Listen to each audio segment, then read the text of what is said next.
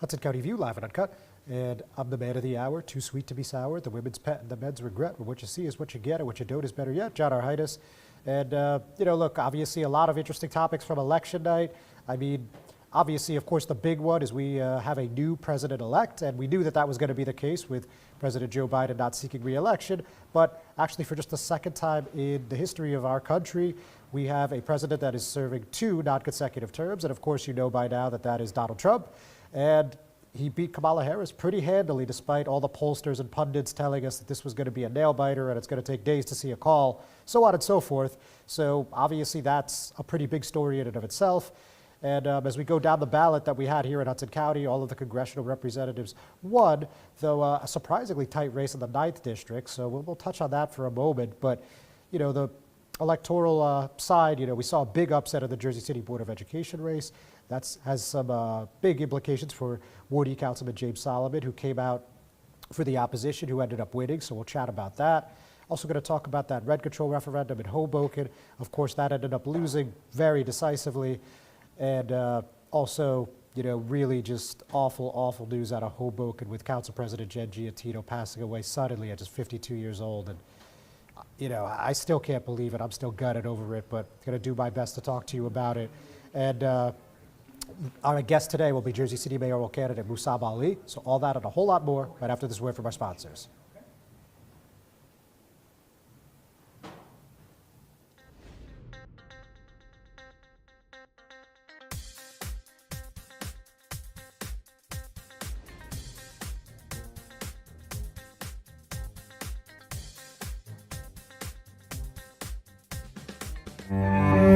No one plans on heart disease, but everyone should have a plan for it.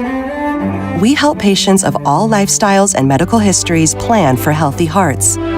We offer convenient screenings without judgment, hundreds of preventive programs, and women's heart specialists. And we're the largest cardiac surgery program in New Jersey. Make plans for a healthy heart with RWJ Barnabas Health. Let's be healthy together. Newport, the luxury waterfront community on the Hudson River, offers a quality of life you deserve in one of our many high-rise towers.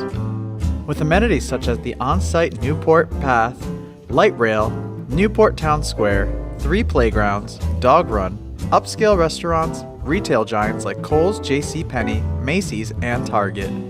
Morton Williams and Acme Supermarket are just outside your front door. A health and fitness center, skating rink, and medical facilities are also on site. Enjoy the New York skyline from our waterfront and various parks.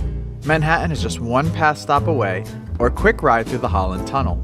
Nursery and private elementary schools all on site. 12-screen movie theater at the Newport Center Mall. Looking to visit? Stay at the Westin or Marriott Hotel. For more information, visit us at newportnj.com. Make lasting memories to cherish forever. It's incredible. It's you, Newport. Live like you want. Burns Brothers Memorials, Monuments, and Markers, 787 Tunley Avenue, Jersey City. Hudson County's only monument maker, serving all faiths and cemeteries. Design, studio, and large inventory on site. Cemetery inscriptions and custom orders welcome. Burns Brothers Memorials, Monuments, and Markers, 787 Tunley Avenue, just south of Secaucus Road. Craftsmanship that will last for all eternity. Burns Brothers, Jersey City, Albert H. Hopper, North Arlington. Visit us on the net.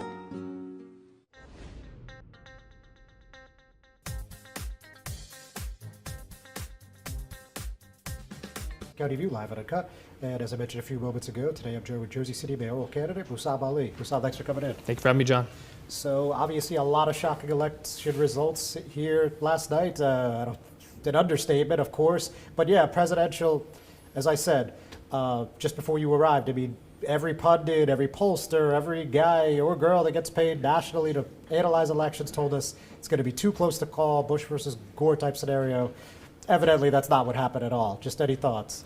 Well, I think, one, it goes to show the way that legacy media is sort of being perceived in this country, right? People's distrust in the media. I think polling also, I think pollsters missed the same way that they missed in 2016. And I think there's a big question of how do we accurately gauge, especially how young people are feeling about this election? I mean, overwhelmingly, the shift in the Republican Party has now come amongst young men. And I think there's a big question of how do we capture that data? Yeah, and you bring up an interesting point. Like, you're one of the few people in this game that's significantly younger than me. And, like, how do you, I mean, you're a smart guy, of course, you're a Harvard graduate, but, like, you and your friends, your family, like, people in your age group, like, how do you typically consume media? Well, I think so much of media is now social media, right? Like, I mean, you're getting information from Twitter, you're getting information from Instagram, you're getting information from Facebook.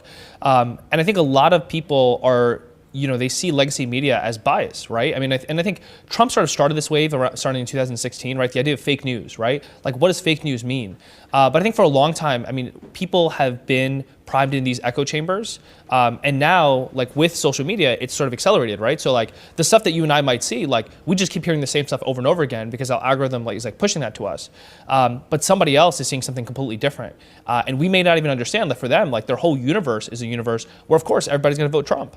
I mean, I had some people who I think perceived that the Green Party was going to get a significant amount of votes. I mean, I think she ended up with like 0.4% of it. But again, it's just an algorithm that they have where they're kind of stuck in this echo chamber. Yeah, like a lot of people thought Jill Stein was going to be this, really awful spoiler, and obviously she had really no impact on the race at all. But look, we could talk Trump for hours. We're not going to do that. Let's go to the locals. So, in the Board of Ed, of course, where you served and were the president, we had quite an upset. The first time since 2020 where the JCEA could not pull off that clean sweep, and actually they lost 2 or 3. And you'd have to think that if the other side ran a full ticket, they probably would have swept. Of course, we'll never know, but what do you think about that result? Matt Schneider, Tia Rezzabola, and trustee Natalia Ioffe reelected. Yeah, look, I think it's a reflection of what has happened on the Board of Ed, right? I think there has been dysfunction that's existed on the Board of Education. I think that a lot of people, especially parents, have felt unheard, right? I mean, I think back, the moment that I immediately thought about was the moment where PTA sent a letter to the Board of Education president, and they said, look, like, we would like to see a sense of decorum, we would like to see something changed. And the Board of Ed president responded with, duly noted, nothing's gonna change, right? And so when you sideline a group of people and you make them feel like a minority and you feel like they're unheard, they are gonna come out and say, look, like, we deserve to be heard and we deserve to be, have a seat at the table. And I think that's what happened with parents. When I ran, it was this idea that like young people didn't have a voice, right? That there should be a student member at the Board of Education. I think some of these parents felt the same way, that there aren't people who are representing their interests. So how come you decided not to endorse any candidates here? Look, I think it was a very, very tight race. And I was friendly with a lot of these candidates. Quite frankly, I couldn't get behind all the people who were running on the union ticket. I think particularly running people for re-election on a board where I think you need a lot of change to happen, it didn't make sense for me to endorse the union ticket. But look, I've been supportive of of anyone who sort of reaches out. I called the 3 candidates who won, have good relationships with all of them. And look, I wish them the best of luck moving forward. The Board of Ed is a really tough job, probably the toughest job in Jersey City, right? You got $1 billion budget now, you're unpaid, and you're sort of serving 30,000 students in Jersey City. Yeah, no, it's definitely thankless work, to put it lightly. Now, actually, going back to the National for just a moment, you were obviously, and still are, outspoken about your views on Gaza, talked about the uncommitted movement and such. So, a lot of people were curious and have brought up to my attention and wanted me to bring up, so did you vote for the vice president in this? I did. I voted for Kamala Harris. But I will say to you, I think there's a lot of people who are really frustrated with the Democratic Party, right? But to me, look, I see it's a 2-party system, and you sort of have to pick a side that you're going to build within. But I think it's clear the Democratic Party has failed across the board, right? We lost across multiple minority groups. We lost young voters. And I think there has to be a really hard reset, right? And I think Democrats need to understand, like, the messaging that they've been giving is not working, right? No. It's a question like, what do Democrats stand for?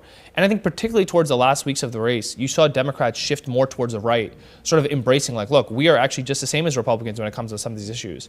And we look at the result, right? Like, people were not excited to go and vote for Vice President Harris. Yeah, on that point, I've said to a lot of people, friends, family members, acquaintances, like, yeah, like the last leg of the campaign, if you will, the messaging seemed to be aimed at moderate Republicans, and when you're the Democratic nominee, I don't know why you would do that. I just don't know where that came from. But again, we could be here for hours on this. Well, I'll just say one more point on that. I think what's really fascinating, obviously all the data hasn't come in, it looks like Trump actually got about the same amount of votes as he did in the past, but Kamala got tens of millions of votes less than Biden did, right? So it's not so much that people completely shifted their views. It's that also the voters that traditionally come out for Democrats or came out in the past, they just didn't come out this time. Yeah, no, that's a good assessment as well. Mussab, don't go anywhere. Folks, don't go anywhere either. We're just going to take a quick break. We'll be right back.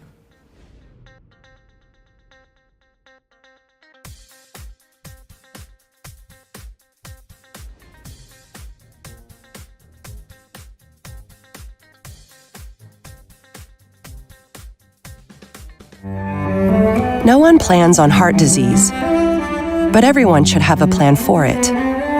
We help patients of all lifestyles and medical histories plan for healthy hearts. We offer convenient screenings without judgment, hundreds of preventive programs, and women's heart specialists. And we're the largest cardiac surgery program in New Jersey. Make plans for a healthy heart with RWJ Barnabas Health. Let's be healthy together.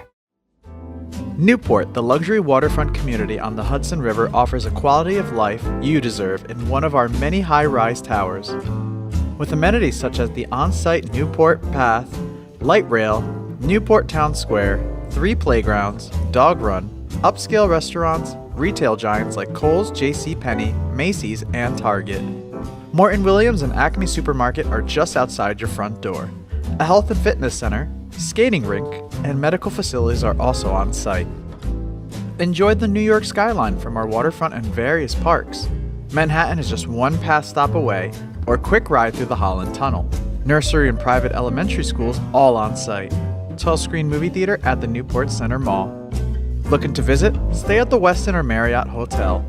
For more information, visit us at newportnj.com. Make lasting memories to cherish forever. It's incredible. It's you, Newport. Live like you want.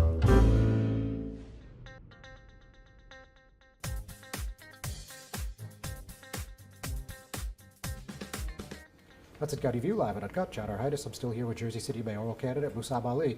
So, as far as the implications on 25, obviously Councilman Solomon and Council President Waterman backed the For Stronger Schools team, and Hudson County Commissioner Bill O'Day backed Education Matters. As we just discussed, you talked about why you didn't decide to put your support behind anyone. What do you think the implications there, if anything? Look, I think there's a big question mark on what happens on the Board of Education election next year, right?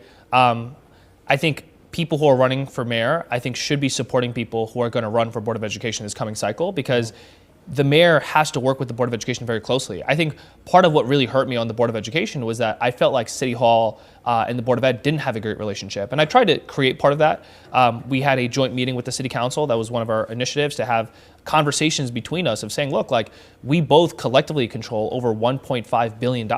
Like, as city bodies, we should have conversations about what are we doing and how are we building together.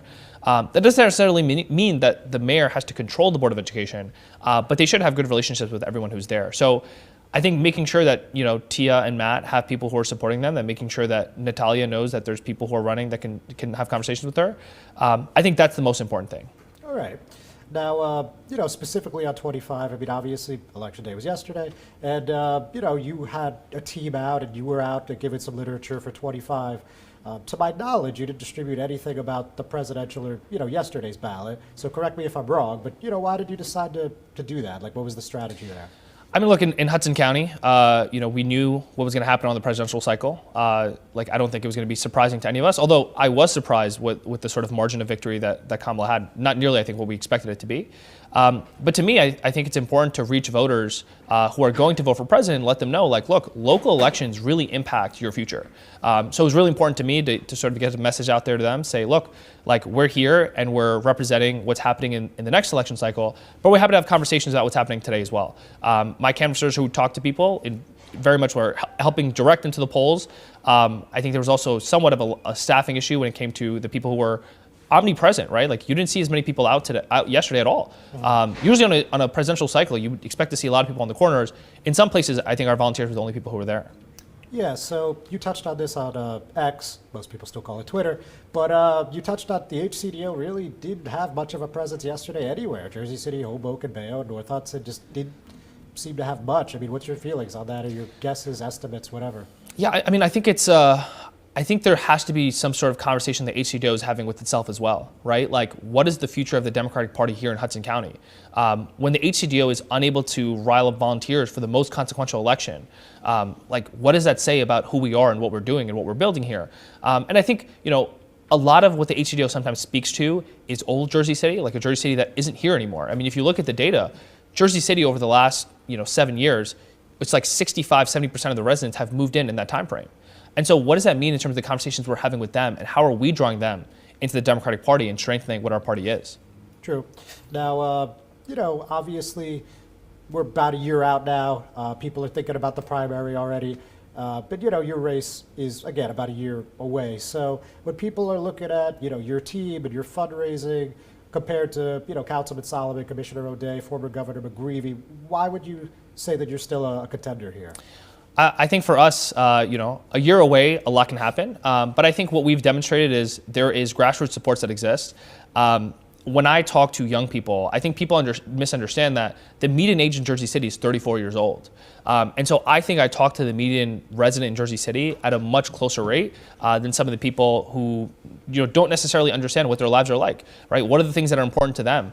And I think it's important to appeal to all demographics, but I think specifically when you're thinking about the presidential cycle and comparing that to what's happening here locally, when it came to Joe Biden, people were saying, look, he's too old. Like, he doesn't understand what the country's going through. And I think Jersey City skews much younger than the country does in terms of who it is, what the demographic looks like. And I think the reality is, like, you need to have conversations with the old and the new, right? And I'm the only candidate that I think really understands what it is to be from Jersey City, where I've been here my whole life, but also understands this new Jersey City, because I have a lot of friends who are moving in, who are these new residents who are coming in and living in these high rises. And so I think you need someone who understands both parts of Jersey City to really be that voice that brings Jersey City together. All right. And no city council candidates, running mates announced yet. When could we expect you to start rolling out some names? So we have a couple of names ready, but for me, I didn't want to do anything before the presidential cycle happened. But you can anticipate starting in January, we're going to start to roll out some candidates. All right. And you're feeling pretty good about your ability to get a council majority as it stands today? Well, look, I think anyone who becomes the mayor comes in with 6 seats, right? If you run your 3 at large, if you win, your 3 at large guaranteed to win. And then within the 6 wards, you assume you win half the city, you're guaranteed to get another 3 seats. I sometimes think we should have a breakup between, like, when does the mayor run and the council runs, to have more of a check and balance. Right, like Hoboken does. Like Hoboken does, yeah. But I think, look, the way that Jersey City's charter is currently set up, I don't think there's any mayor who comes in who doesn't have a council majority. All right, I could see that. And any closing thoughts? Look, I just think, for a lot of us, it's a really painful day. There's a lot of fear and anxiety in terms of what's happening. And I think a lot about what Trump has said about Jersey City in the past, right? I mean, he's taken direct shots at our city and our community. I remember him, the reason I first ran for office was him talking about thousands of Muslims, thousands of people cheering on the rooftops of Jersey City during 9/11. And that's what inspired me to get into public service, to pursue this. And I think this sort of rerun of 2016, it's tough. It's tough to watch that. Got it. Mussab, thanks for coming in. Always a pleasure. Thank you, John. Thank you for having me. You're very welcome. Ladies and gentlemen, we'll be right back.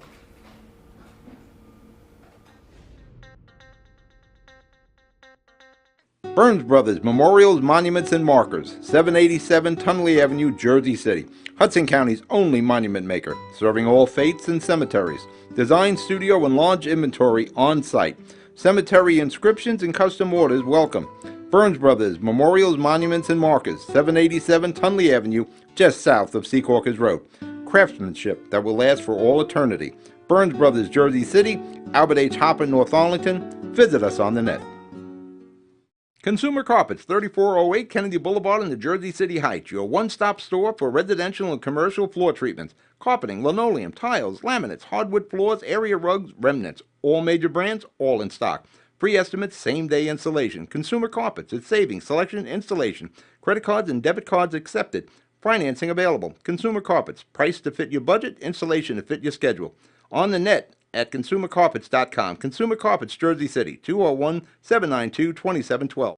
Comprehensive healthcare is here, here, and here. RWJ Barnabas Health is healing, enhancing, and investing in Hudson County with its 2 newest locations, Hoboken and Exchange Place. Within walking distance or accessible by mass transit, our locations combine convenience with primary and specialty care, including cardiology, women's health, orthopedics, cancer care, and more. Let's be healthy together. Panapinto Properties, Jersey City, shaping the workplace with state-of-the-art office spaces and addresses your company desires. Building residences that define your home environment, adjacent to all modes of transportation with on-site parking available. The right address, the right lease. Call 201-521-9000 or visit online at panapintodevelopment.com. Panapinto Properties, building Jersey City for everyone.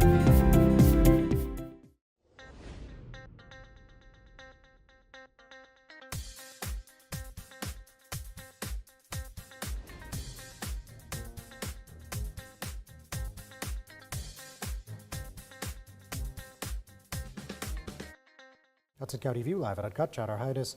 So let's again talk about the electoral results up and down the ballot before we get into this really sad story with Hoboken. So, first of all, again, as you just heard with myself and Mussab Ali as we were having a conversation, I mean, Trump, by modern day standards, I mean, this is just a blowout. I mean, right now, the Associated Press has it 277, 224. It looks like he's already won 6 of 7 swing states.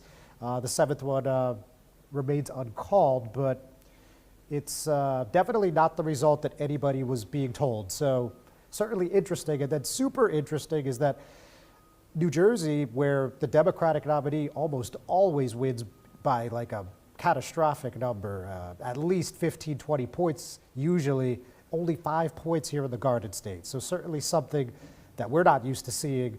Clearly, a lot of Democratic strongholds went to Trump. So we'll leave that there. And we're expecting, actually, one more point, Vice President Kamala Harris will be doing a concession speech in about 4 hours. So let's see what she has to say. But, obviously this thing is over, despite the fact that we were told that this was probably going to take a few days to tabulate.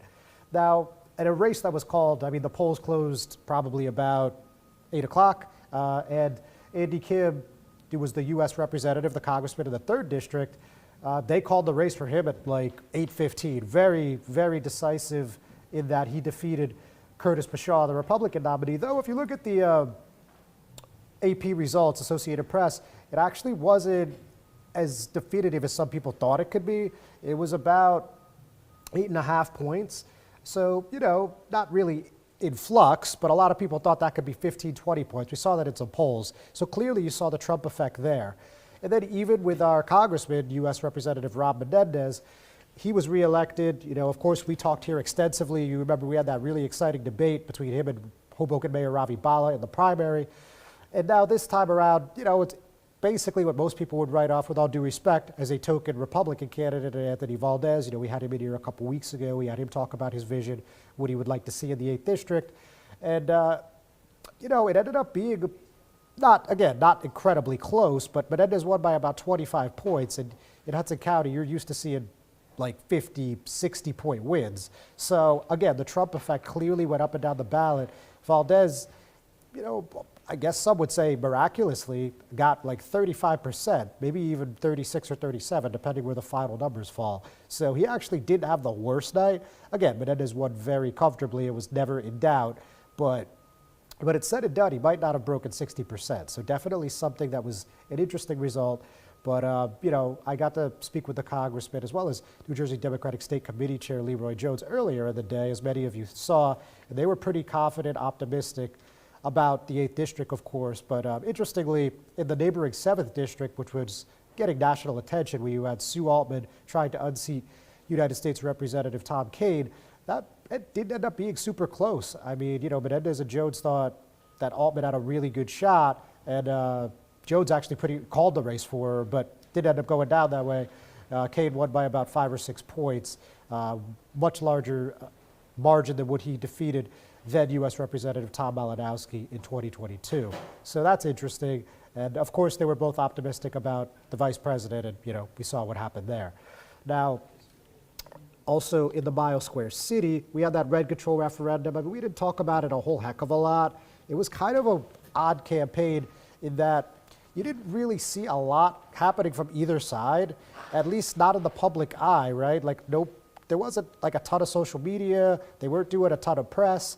And it was kind of a question mark of where this was going, though I could see, and I heard that the Vote No movement on this referendum was pretty aggressive, and they had a lot of people walking. And, some people took offense to Jersey City folks like Councilman Solomon and like Assembly candidate Katie Brennan coming in. But whatever the case may be, whatever the impact was there, clearly it wasn't close. It was about a 3-1 margin, according to the preliminary tallies from the Hudson County Clerk's office, defeated overwhelmingly. And, I guess in a sense, it really wasn't that surprising that was the result, because you had a lot of people from the administration and from the governing body putting their weight behind this. Hoboken Mayor Ravi Bala was quite outspoken. 5th Ward Councilman Phil Cohen was up out in front of this. 2nd Ward Councilwoman Tiffany Fisher. And also, can't forget the council members at large, Emily Jabor, Jim Doyle, and Joe Quintero. So, with that, just really a crushing defeat for the Mile Square Taxpayers Association. They unveiled this proposal in March. They pressed forward after having petitions deemed to be defective in May, and then in August, the council rejected a compromise before changing the phrasing of the referendum statement itself. I mean, there's a lot to say about why this was a little complicated and confusing for some, but in simplest terms, this is what approving the referendum would have done. Landlords could have raised rents to market rate after any vacancy as long as they pay $2,500 per unit, which would go into Hoboken's Affordable Housing Trust Fund. Now, politicos insisted that this would effectively end rent control, while the MSTA and their supporters were steadfast that it would actually create more housing in the long run. Clearly, the average voter wasn't buying that. They weren't into that. It didn't go very far. So when we come back, you're going to talk about this tragedy in Hoboken. Not looking forward to it, but going to do it. And we're going to close on that. So we'll see you guys in a few minutes.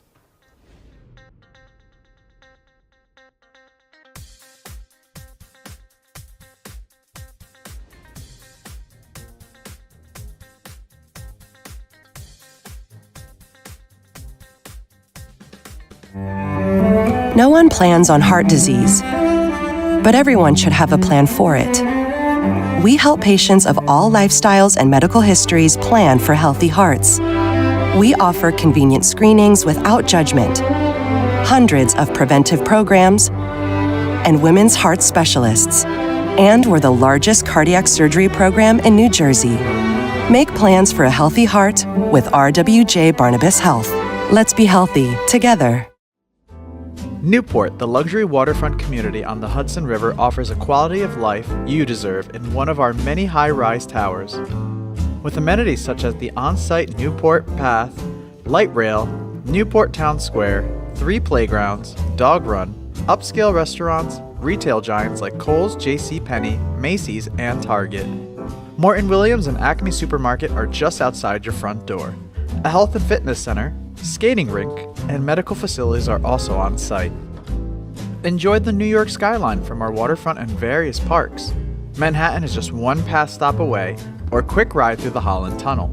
Nursery and private elementary schools all on site. 12-screen movie theater at the Newport Center Mall. Looking to visit? Stay at the Westin or Marriott Hotel. For more information, visit us at newportnj.com. Make lasting memories to cherish forever. It's incredible. It's you, Newport. Live like you want.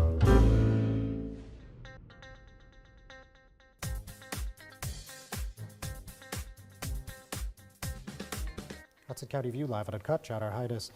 So first, I'd be remiss if I didn't talk about the Jersey City Board of Education race. Since 2020, as I mentioned when I was just sitting down with Mussab, they had won 12 straight seats, 2020, 2021, 2022, 2023, all in a row. Clean sweeps from the JCEA. Opposition, for the most part, didn't have much of a pulse. Now, we had this For Stronger Schools team that came out, and it wasn't even a full ticket. You know, these are three-year terms on the board, and this is normal, but the point is they only ran a 2-person ticket for whatever reason. I'm not familiar with the backstory, to be perfectly honest with you, but that was Matthew Schneider, that was Tia Rezabala, and they both won decisively. And interestingly, they went to Ward E Councilman James Solomon's watch party. Of course, he's a candidate for mayor, and Solomon came out for them a couple weeks ago, as, again, I already mentioned, Council President Joyce Waterman did too. But just some quick remarks from him. I think there was a lot of sentiment of parents not being heard and just not feeling like they're part of the decision-making process, and I think they sent a message tonight. It is awesome. We are very thankful for the Jersey City community. Thank you. So, you know, to pick off 2 out of 3 seats is definitely big, and, you know, Councilman Solomon was, of course, quite delighted with the result, and, you know, the Jersey City Education Association and also County Commissioner Bill O'Day, Craig Guy, Danny Rivera, everyone who endorsed Education Matters are going to have to rethink things heading into the next calendar year. So with that, you know, I'm still reeling. It hurts to even think about, let alone talk about, but Hoboken Council President Jen Giattino was not just a friend of the show, but a friend for me. So going to try to do her justice to the best of my ability here. You know, was really, really sad to report yesterday, just before the polls closed, that Jen had passed away. Just 52 years old, you know, a mother, a wife, and a great community advocate, in addition to being a representative on that Mile Square City Council. So here's the statement that the press receipt from her husband Joe, and it said, "I am heartbroken to share that my beloved wife Jen, the love of my life, mother of our 3 children, passed away suddenly. She was not only an incredible mother, but also a dedicated public servant who cared deeply about this community. Jen's unwavering commitment, kindness, and passion touched so many lives here in Hoboken. We are devastated by her loss and ask for privacy for our families as we try to navigate this difficult time. Thank you for your understanding and for keeping Jen in your thoughts and prayers." So, as I mentioned, and as many of you know, she was first elected in 2011 on then Mayor Dawn Zimmer's ticket, was reelected again in 15 and 19 pretty easily. And in 19 was actually kind of close. Zimmer and her successor, Mayor Ravi Bala, endorsed a candidate against Giattino, but she still won. And then in 2023, she actually secured 2/3, about 66% of the vote, when running against 2 opponents. And this is particularly remarkable, one, when one of them was endorsed by Mayor Ravi Bala, and 2, this was seeking her 4th term, which most council people in Hoboken don't do. So that's quite an accomplishment. And, as anybody that knew Jen knows, she had a stellar record of being responsive to constituents and was known to genuinely enjoy hitting the doors during campaign season. And that's what made her so tough to beat. And, she was just beloved in Hoboken and beyond. And, again, she wasn't just somebody that I talked to about politics. She was someone that I enjoyed sitting down with, having a drink, having a meal, just talking about life, talking about our families, talking about music. And, back in 2016, 2017, when, my voice wasn't as prominent as it is now, she was still just a delight to talk to. She welcomed me with open arms. And to me, that's worth its weight in gold. So, I have to put that out there. And also have to mention that we heard from Mayor Ravi Bala, and he said it was with a heavy heart that we mourned the sudden and incredibly tragic passing of Council President Jen Giattino. Jen's dedication to our community will never be forgotten. Her kindness, humility, and quiet determination made her a cherished figure whose impact will be felt for generations to come. There are no words to describe the sense of loss we were all feeling. Jen was a leader in our community and a fighter for all of us. Hoboken has lost a bright light. She will be missed deeply. I hope our community can come together in her memory, embrace the Giattino family with prayer and support, respect their privacy during this difficult time. We also heard from Governor Phil Murphy, and he said that Jen Giattino was in public service for all the right reasons, and noted that him and First Lady Tammy Murphy are heartbroken to hear the news. Finally, Hudson County Executive Craig Guy, who was a good friend of Giattino, offered condolences as well. I'm deeply saddened to learn of the tragic passing of Jen Giattino. Jen was a true public servant. She dedicated her life to helping the residents of Hoboken, was a leader in her community. She was a devoted wife and mother. All of Hudson County sends sincere condolences to Jen's family. So, very, very sad, obviously. My heartfelt condolences to the Giattino family. Jen, we're going to miss you. All right, ladies and gentlemen, with that, we're going to call it a week. See you next time.